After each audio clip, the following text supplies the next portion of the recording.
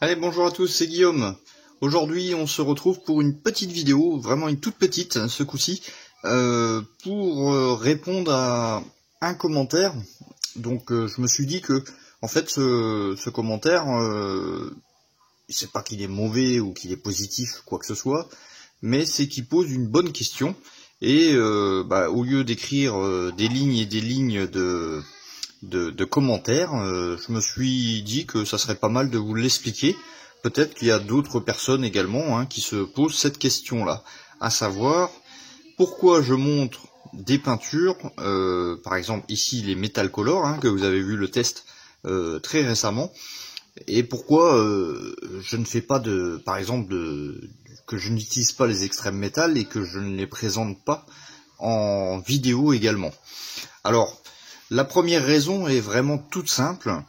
La marque AK Interactive, je parle en Thaïlande et plutôt en règle générale en Asie, n'est pas représentée. C'est-à-dire que ça soit les extrêmes métal, les AK 3e génération, les Real Color, tous ces peintures ne sont pas mis sur le marché, du moins pour l'heure actuelle, en Thaïlande.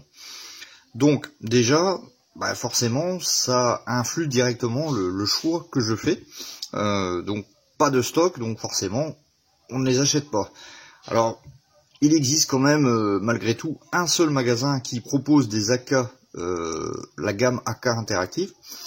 Mais bon, voilà. AK Interactive, vous le savez tous, c'est une grosse marque de peinture. Et donc, sur ce magasin, déjà, il n'y en a qu'un seul. Un magasin qui propose ça. Donc forcément, déjà ça réduit en termes de disponibilité. Imaginons que moi je suis intéressé par cette peinture là, mais ils l'ont pas en stock. Bon voilà, je peux pas me tourner ailleurs. Donc ça c'est la première raison. Ils n'ont pas toutes les références. Et la deuxième raison, c'est que quand ils ont les références, le prix est quand même assez élevé.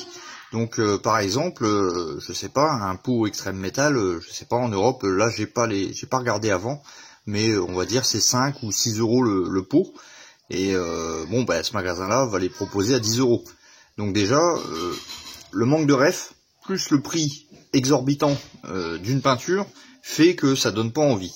Alors la deuxième chose, c'est qu'on pourrait se dire, oui, maintenant, à l'heure actuelle, on est en 2021, Internet est là, on peut commander à l'étranger. Et oui, à l'étranger, on va pouvoir commander toutes sortes de peintures sans souci, parce que là, on n'aura plus de problème de gamme, entre guillemets, tout sera disponible. Mais voilà, quand vous commandez un pot de peinture, qu'il faut rajouter le prix des frais de port qui sont assez élevés, plus l'attente, donc c'est-à-dire que si je commande à l'étranger, il va falloir attendre 2 semaines, ou peut-être même des fois un peu plus, pour obtenir un pot de peinture. Et c'est vrai que des fois, vous êtes à l'atelier, vous avez une pièce sous la main, vous voulez la peindre en aluminium, honnêtement, je sais pas, faites le test, commandez une peinture à l'étranger, vous verrez que c'est assez souvent, entre guillemets, d'attendre autant de temps pour juste une peinture. Donc ça, c'est la première raison. Alors, la deuxième raison que je vais invoquer, et c'est une bonne raison, c'est que ces peintures sont extrêmement connues. Tout le monde, surtout vous en Europe, les utilisez, et donc vous connaissez principalement déjà les rendus des couleurs, vous connaissez comment ça s'applique, etc. Donc tout le monde connaît. Donc honnêtement, faire une vidéo sur quelque chose que tout le monde connaît, c'est un peu limité, si je peux dire. Si je prends l'exemple sur une maquette, si je prends un avion par exemple, 3 avions connus, le Corsair américain pendant la Seconde Guerre mondiale, le Spitfire anglais et le Bf-109 allemand. Ces 3 avions-là, certes, sont mythiques, ça ne veut pas dire qu'ils sont mauvais en termes de maquette, mais voilà, tout le monde les connaît. On les a vus, revus et re-revus. Et donc, si je fais un test de peinture extrême métal, voilà, ça va peut-être pas intéresser du monde, malgré que je suis sûr que j'aurai plus de vues en termes de vidéos que de présenter des produits annexes. Alors moi, ce que je vous ai présenté sur la chaîne, je vous ai présenté la gamme métallique, super métallique de Mr. Hobby, donc c'est la deuxième version. Ceux-là, ils sont vraiment géniaux. Je vous ai présenté donc là très récemment les Metalcolor, voilà, qu'on vient de voir le test complet. Je vous ai présenté les Valero en Metalcolor en acrylique. Et je vous ai fait, donc ça c'est une très vieille vidéo, mais je vous avais fait un retour sur la gamme Model R métallique, toujours de chez Valero. Donc j'ai des produits, hein, mais c'est pas tout à fait les mêmes que chez vous. Enfin, hormis ceux-là, quoi. Mais je pourrais vous présenter, bien entendu, d'autres produits. J'ai des produits que vous n'avez absolument pas. Par exemple, j'ai la marque Radis Studio et Skullcolor qui font des très bonnes peintures aussi. Mais là encore, si je fais des vidéos dessus, bah, ça va peut-être pas vous plaire, parce que vous n'allez pas pouvoir les commander. Vous n'allez pas pouvoir les tester. Je prends l'exemple ici des énamels de chez Tamiya.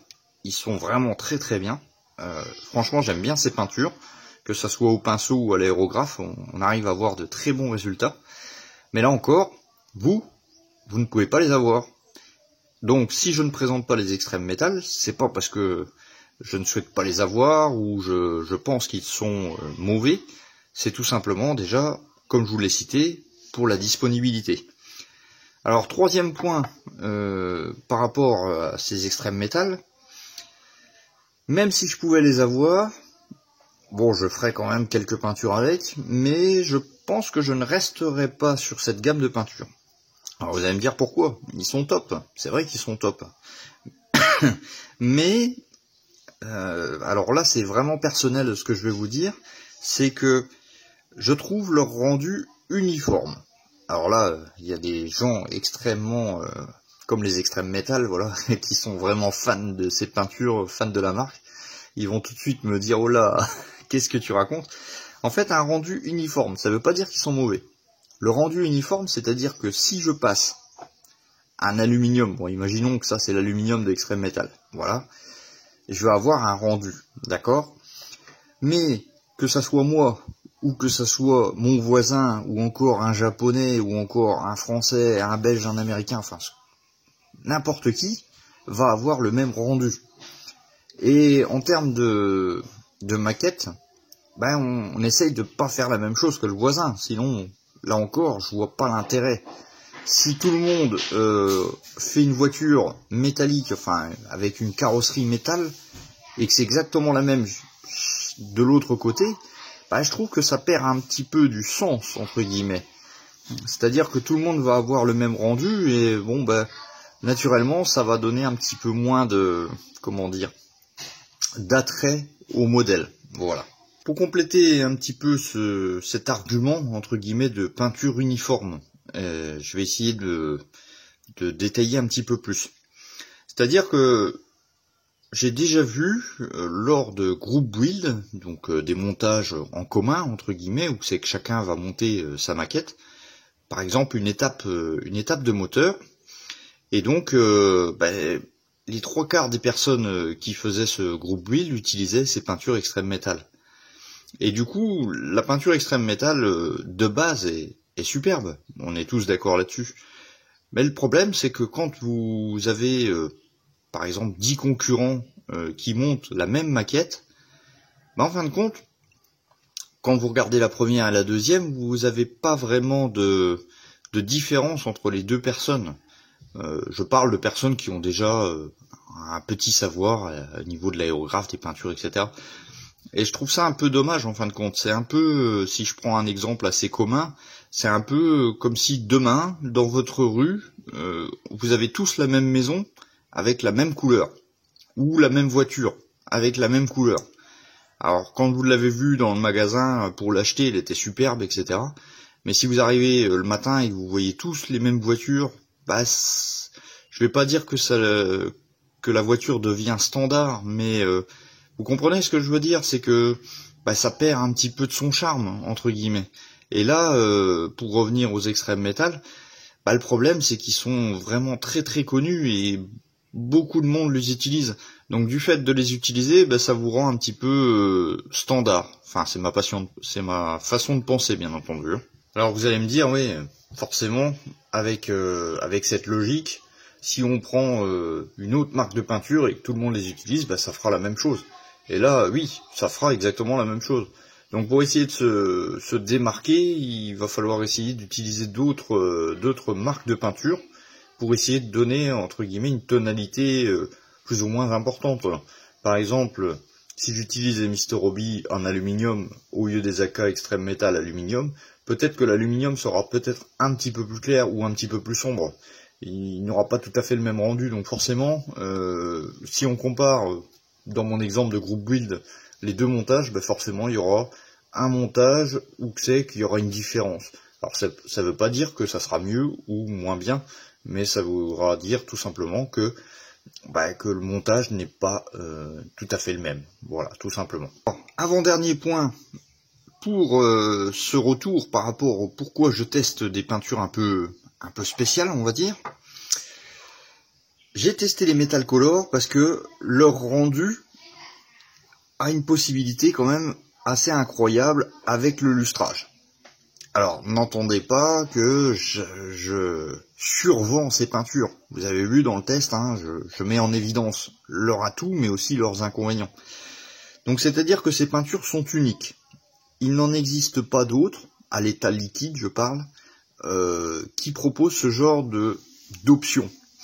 C'est-à-dire que vous l'avez vu, hein, on va pouvoir mettre en lumière une zone sur une pièce plastique, alors que les autres, il faudra utiliser, par exemple, si on veut faire une lumière sur, je sais pas, je reprends l'exemple du moteur parce que c'est quelque chose qui est assez courant.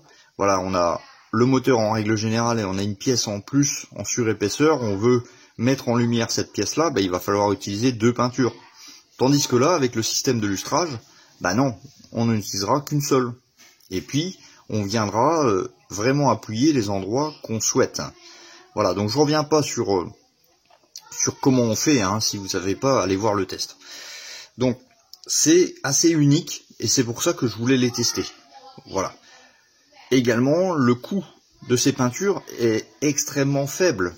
Enfin, c'est pas gratuit, mais ça reste quand même assez bon marché par rapport aux peintures spéciales métalliques. Voilà, je pense à ceux-là.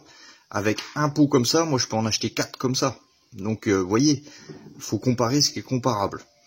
Et puis dernier point, dernier retour que je voulais faire, c'est que pourquoi parler de ces peintures-là, par exemple, donc ceux-là je les mets de côté, mais pourquoi parler de ces peintures Mr. Hobby, que ce soit les Metal Color ou les super métalliques, c'est tout simplement que en chaîne YouTube francophone, il n'y a aucun, à l'heure actuelle je parle, il n'y a aucune personne qui a testé ces peintures. Donc c'est-à-dire que si vous voulez voir les tests complets de ces peintures, il vous faudra aller voir des chaînes anglophones, ou des chaînes coréennes, ou des chaînes japonaises, mais vous n'aurez en aucun cas quelqu'un qui vous parle en français du retour de ces peintures. Et en fait, c'est un petit peu ma marque de fabrique sur cette chaîne, c'est de parler des choses que d'autres personnes ne parlent pas. Bon, bien sûr, il y a des moments où je suis quand même obligé de parler des choses, un peu comme tout le monde, je sais pas, le primeur, le vernis, les choses un peu entre guillemets classiques que d'autres youtubeurs ont déjà parlé.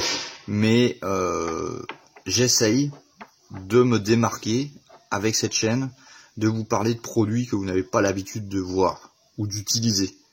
Des fois, c'est mauvaise surprise, hein. Des fois, on s'aperçoit qu'il y a des erreurs. Puis des fois, on est bien content, genre ça. Voilà, Super Métallique 2, ça fonctionne du tonnerre, ça vaut pas cher, donc c'est nickel. Voilà, donc c'était pour ce petit retour par rapport au test des Metal Color que j'ai fait récemment. Voilà, merci à tous. Donc bien sûr, c'est mon point de vue. Vous pouvez en débattre, hein, bien sûr, mais c'est pas forcément que je dis que les autres c'est mauvais. Hein. Attention, loin de là cette idée. Voilà, donc c'est tout. Je vous laisse en débattre dans les commentaires, dans la courtoisie, bien entendu. Je vous dis à bientôt pour une prochaine vidéo. Ciao, bye bye.